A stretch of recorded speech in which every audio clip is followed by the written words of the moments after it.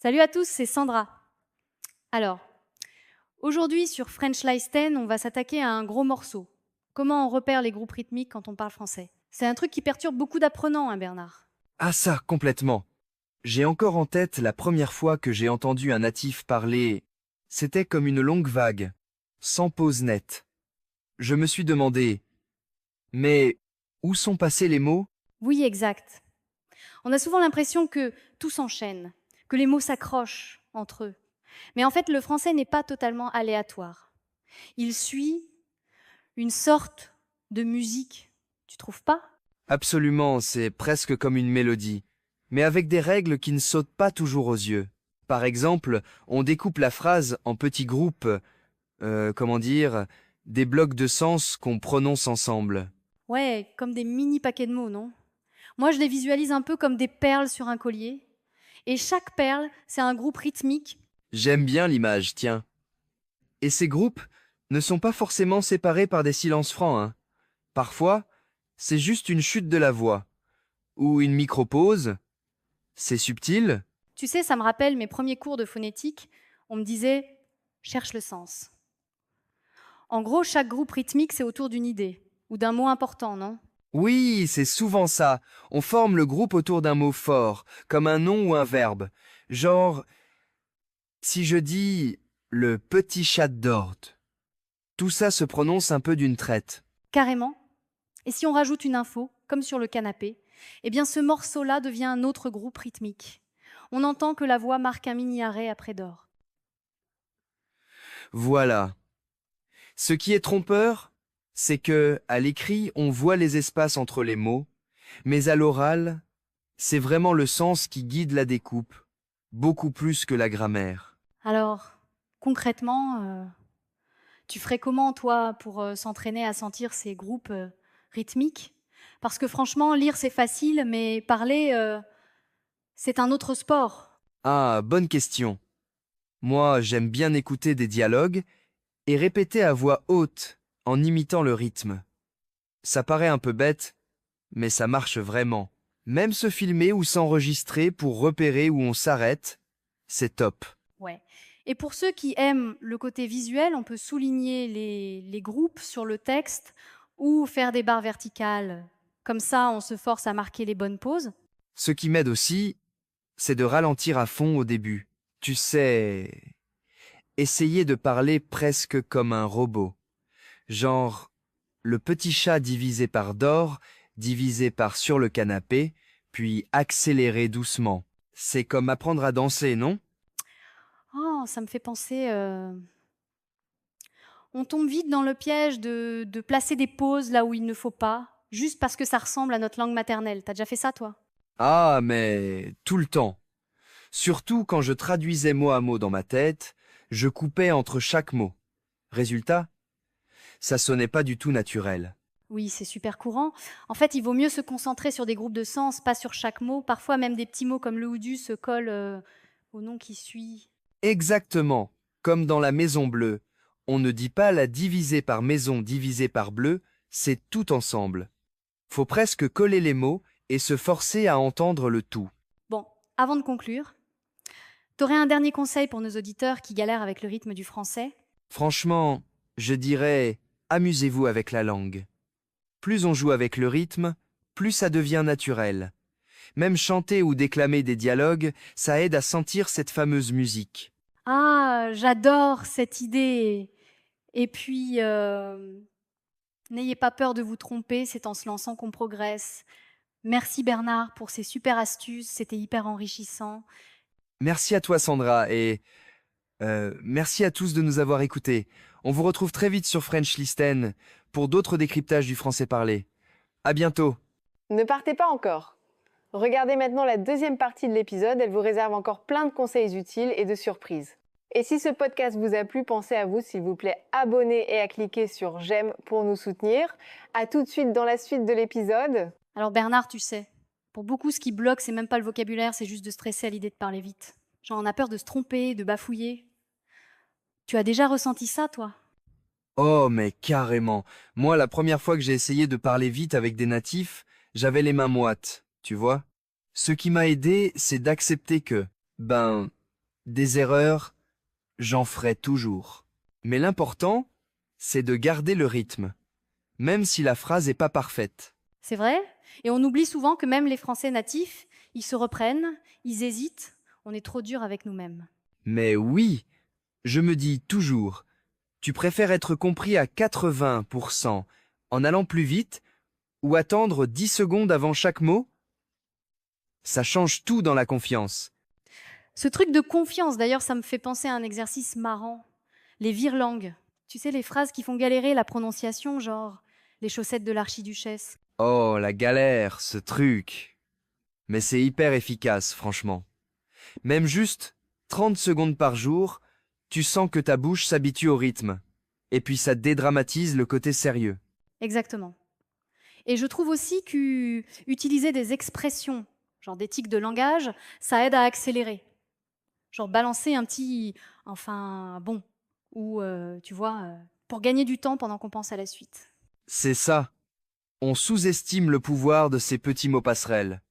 Et honnêtement, ça fait tout de suite plus naturel. T'as une expression préférée? Alors attends. Pour moi, le must, c'est de répéter ce qu'on entend. Genre, mater une série, puis essayer de redire la phrase juste après le plus vite possible. Même si on bredouille un peu, c'est pas grave.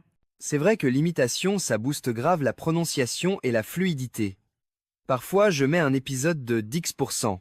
Je me lance et je me rends compte que je parle plus vite sans forcer.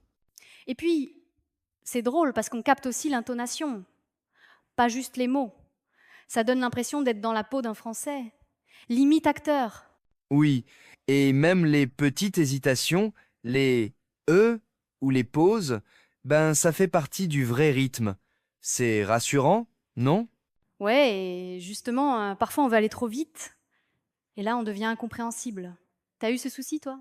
Oh, totalement. Une fois, j'ai parlé si vite à un collègue que même lui, français, il m'a regardé genre « Tu peux répéter ?» Depuis, j'essaye d'articuler un peu, même si je vais vite. C'est un équilibre à trouver. Avancer, mais pas mâcher ses mots. Et puis parfois, ralentir une demi-seconde, ça donne de l'impact à ce qu'on dit. C'est clair. Et puis prendre le temps de respirer, ça aide la mémoire aussi. Y a rien de pire que de s'essouffler au bout de 2 phrases. Ah, attends. Avant qu'on termine, j'aimerais balancer 2 petites astuces bonus. S'enregistrer sur son téléphone et relire des dialogues à haute voix. Tu l'as déjà fait? Oui, et franchement, s'écouter ensuite. Il n'y a rien de plus révélateur. Tu te rends compte de tes hésitations et tu peux les bosser. Et lire à haute voix, même des pubs ou des SMS, ça muscle la langue. C'est fou. Et pour ceux qui galèrent, commencez par des phrases courtes, puis allonger au fur et à mesure. Mine de rien, la progression est rapide si on le fait tous les jours. C'est motivant. Parce qu'on sent vite la différence. Genre, après une semaine, tu te surprends à répondre plus vite, même en improvisant. Bon, Bernard, je pense qu'on a fait le tour des astuces du jour. J'espère que nos auditeurs vont oser se lancer, même si ça fait flipper au début. J'espère aussi. Faut pas oublier. Parler vite, ça se travaille. Et aucun Français ne parle parfaitement tout le temps. Le plus important, c'est de s'amuser, de s'écouter et de recommencer encore et encore. Exactement. Et sur ces mots, on retrouve tout le monde la semaine prochaine dans French Leisten. Merci à toi Bernard, et merci à tous ceux qui s'entraînent avec nous. Merci Sandra, merci à tous. Et surtout, continuez à parler, à vous tromper, à rigoler. C'est comme ça qu'on avance. Vraiment. À très vite. Ne partez pas encore. Regardez maintenant la 3e partie de l'épisode qui vous réserve encore plus de conseils utiles et de surprises. Et si vous aimez ce podcast, n'oubliez pas de vous abonner et de cliquer sur j'aime pour nous soutenir. À tout à l'heure pour la suite de l'épisode. Alors, j'ai quelque chose de super cool pour toi aujourd'hui. On va parler des groupes rythmiques en français. J'avoue, c'est un truc qui me dépasse un peu, mais je sais que tu es un pro. Alors, explique-moi tout. Ah, les groupes rythmiques. C'est passionnant. En fait, c'est la clé pour comprendre le rythme et la musicalité du français parlé. Tu vois, en français, on ne prononce pas chaque mot isolément comme en anglais, par exemple. Ah bon? C'est-à-dire? Eh bien, on regroupe les mots ensemble pour former des unités de sens, des espèces de blocs sonores, si tu veux. C'est ça, un groupe rythmique. D'accord. Donc, comment on les repère, ces groupes rythmiques? You. Est-ce qu'il y a des indices? Absolument. Il y a plusieurs indices.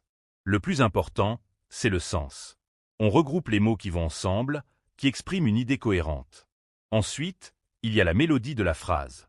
Tu remarques, souvent, une petite pause à la fin de chaque groupe rythmique. Une petite pause, comme une respiration, quoi? Exactement. Une respiration, une inflexion de la voix. C'est subtil, mais ça fait toute la différence. Et puis, il y a la liaison, bien sûr. On lit les mots à l'intérieur d'un même groupe rythmique pour fluidifier la prononciation. La liaison. Ah oui, c'est quand on prononce la consonne finale d'un mot avec la voyelle suivante. C'est ça? Voilà. Par exemple, un petit enfant. On prononce le T de petit avec le E de enfant. Mais attention, on ne fait pas toujours la liaison. Ça dépend du contexte, du registre de langue.